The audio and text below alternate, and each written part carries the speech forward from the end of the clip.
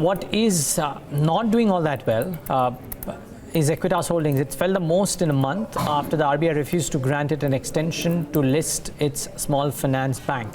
The regulator has now put in some restrictions on the bank, which will stay in place till the small finance arm is listed. Shefali Malik joins us now with the details. Shefali, 7% lower, a sharp gash despite brokerages saying that all is not that bad. Well, yes, first to take you through the news basically. So RBI in a letter on Friday denied extension of the deadline for listing of the bank, which was on September 4. As a penalty, so the RBI has said that the bank cannot expand its number of branches till the further notice, and also cannot increase the salary or change the salary of MD and CEO till further notice, and further restrictions may be imposed if the bank fails to make satisfactory progress towards listing of the small finance bank. So what Equitas had to say about the same was that they had already proposed a scheme of arrangement and it got delayed because it's still awaiting approval from SEBI, post which it will go to NCLT, and in case a scheme of arrangement does not get approval, then in that case they are planning to list the bank via IPO route, something which Ujjivan is also doing.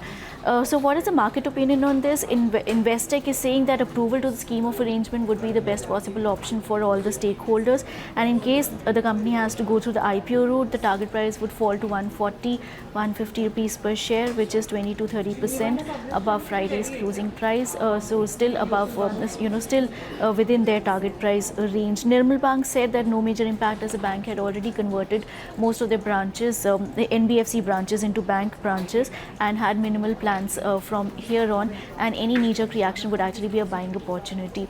Nomura actually spoke about the reverse merger, whether if any clarity comes on that front, then that will be a big positive. However, management told us in the morning that they will list the bank, irrespective of the reverse merger clarity.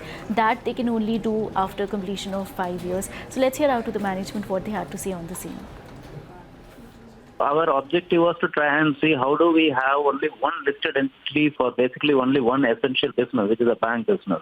So we came with a scheme of arrangement between the holding company and the bank, whereby the bank would capitalize around 890 crores of its free reserves and issue shares without cash consideration to the shareholders of the holdco, and then seek to get those shares listed in the exchanges. So this scheme was approved by the board sometime in the end of January of this year.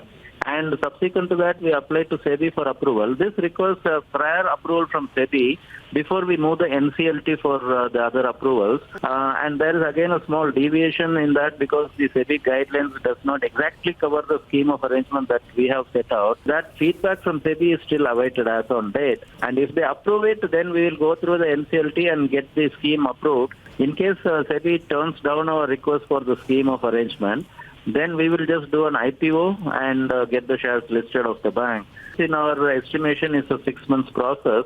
We hope to get the shares of the bank listed at least by March 2020.